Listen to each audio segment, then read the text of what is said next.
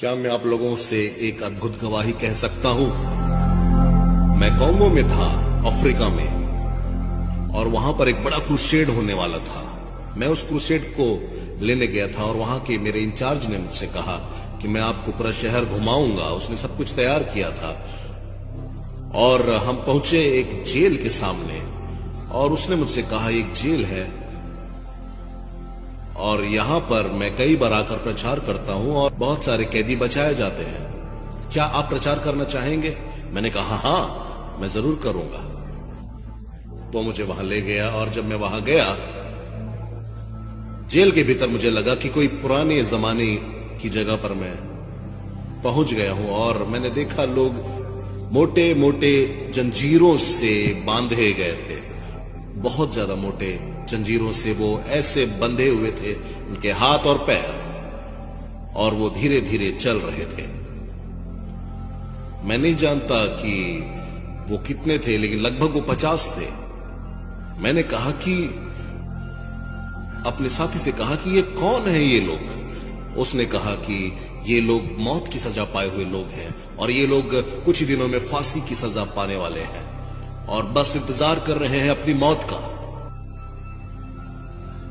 और अचानक वो गीत गाने लगे और उनमें से एक जो है उन लोगों का अगुआ था जो अपने जंजीरों को बजाकर अच्छे से गीत गा रहा था। और अफ्रीका के लोग वाद्य यंत्रों की दरकार नहीं होती उन्हें, आप उनको देखेंगे जो भी उनके पास है उनका उपयोग करके वो गीत गाने लगते हैं। और वह आज का दिन यहोवा ने बनाया है, हम इसमें आनंदित हों, ऐसा कहकर जंजीरों को ही बजाकर गीत गाने लगा। और मैंने देखा कि मैं वहां खड़ा था और मैं देख रहा था कि सारे कैदी गीत गा रहे हैं। और अचानक पवित्र आत्मा ने मुझसे कहा, कि रेनहार्ड देखो मेरे बेटे, वह जो एक अगुआ है जो गीत गा रहा है, वो जो चेन में बंधा हुआ है। पवित्र आत्मा ने मुझसे कहा, मैं चाहता हूं तुम मुझसे कहो कि वो आजाद होगा और वह मेरे वचन का प्रचार करेगा।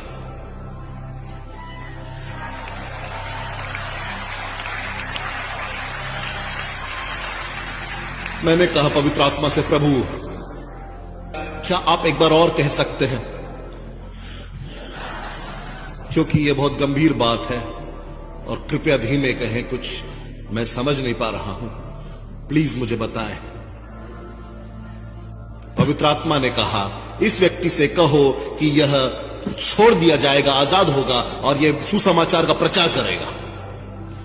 और मैंने बहुत सारे कैदियों के लिए प्रार्थना की, लेकिन मैंने उस सॉन्ग लीडर को बुलाया और अपने साथी से कहा कि एक अनुवादक के साथ उसे मेरे पास बुलाया जाए। वो आया और मैंने कहा कि तुम्हारा नाम क्या है? उसने कहा मेरा नाम रिचर्ड है। मैंने कहा रिचर्ड, प्रभु ने मुझसे कहा है तुम्हारे बारे में कुछ, लेकिन मैं पहले जानना चाहता हूं कि तुम यहां पर क्यों हो, इस जेल में तुम क्यों हो? उसने कहा क्योंकि मैंने मर्डर किया है, मैंने हत्या की है, अपने बचाव में मैंने हमला किया था और गलती से वो मारा गया। मैंने कहा अगर ऐसा है तो तुम हत्यारे नहीं हो, तुमने शायद अपनी सेल्फ डिफेंस में हत्या की थी, तुमने जानबूझकर नहीं किया। लेकिन प्रभु ने मुझसे कहा है तुम्हारे बारे में, प्रभु यीशु ने कहा है कि तुम आजाद होगे और तुम सुसमाचार का प्रचार करोगे।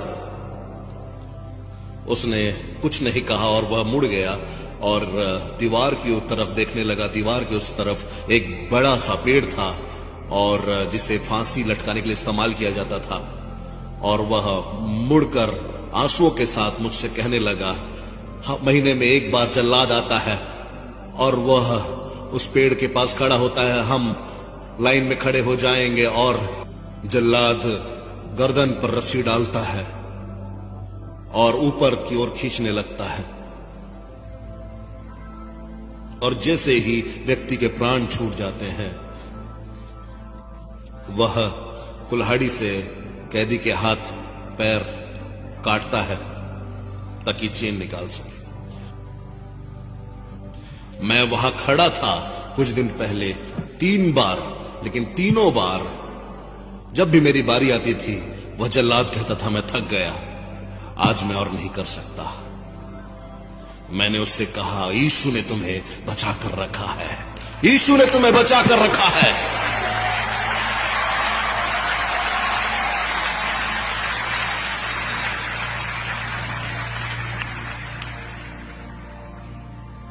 मैं उस जेल को छोड़कर गया और मैंने प्रार्थना की, जाकर कमरे में मैंने प्रभु से प्रार्थना की। क्रूसेड बहुत अद्भुत रहा, सारा क्षेत्र परमेश्वर की सामर्थ से हिल गया था, अद्भुत चिन्ह और चमत्कार प्रकट हुए वहां पर।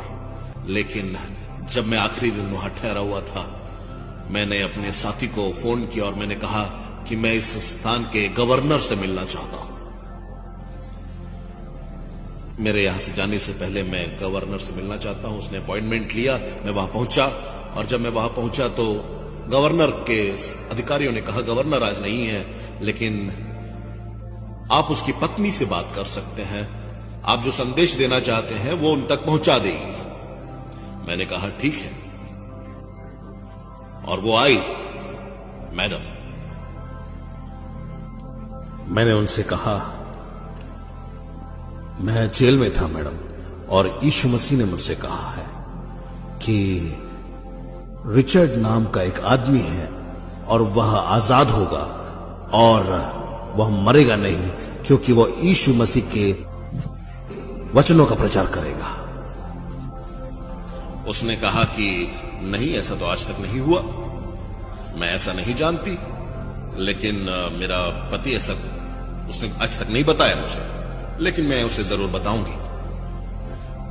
उसने सबको बाहर कर दिया और वो मेरे पास अकेले आई और उसने मुझसे कहा अगर आप मेरे बच्चों के लिए स्कॉलरशिप प्रोवाइड कर पाए ताकि वो अमेरिका में पढ़ें तो शायद हम सोच सकते हैं इस बारे में।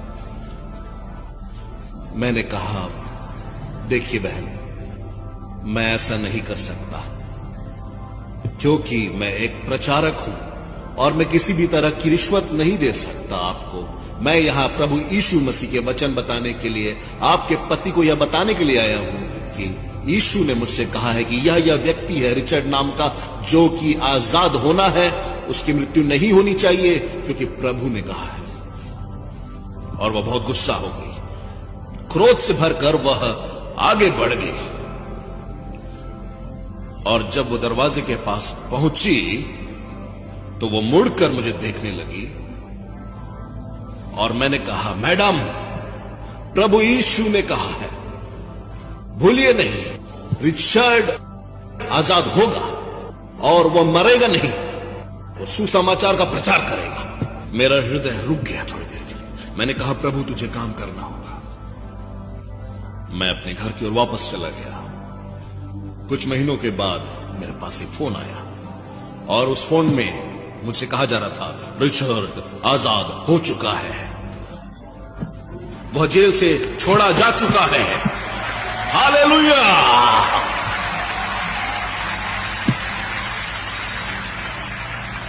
और रिचर्ड ने कहा कि वो बाइबल कॉलेज जाना चाहता है प्रभु के वचनों का अध्ययन करने के लिए। मैंने कहा कि मैं उसका खर्चा उठाऊंगा। वो 4 साल बाइबल कॉलेज में पढ़ा और कुछ सालों के बाद जब मैं वापस आया उस जगह पर, जब वहां पर मैंने 30 लाख से ज्यादा लोगों को प्रचार किया, तब वहां पर प्रभु के एक दास आए और उन्होंने मुझसे कहा कि रेनहार्ड, मेरे पास एक सरप्राइज है तुम्हारे लिए।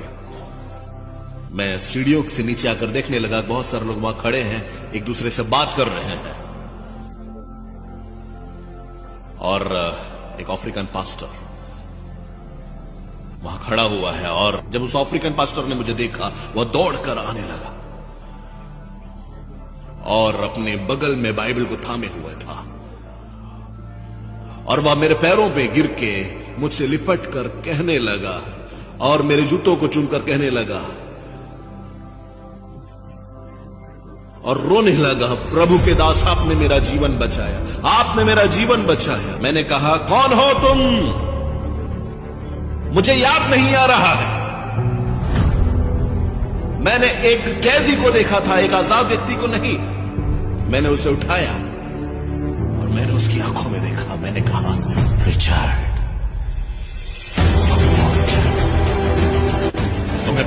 पवित्र आत्मा सामर्थ्य है।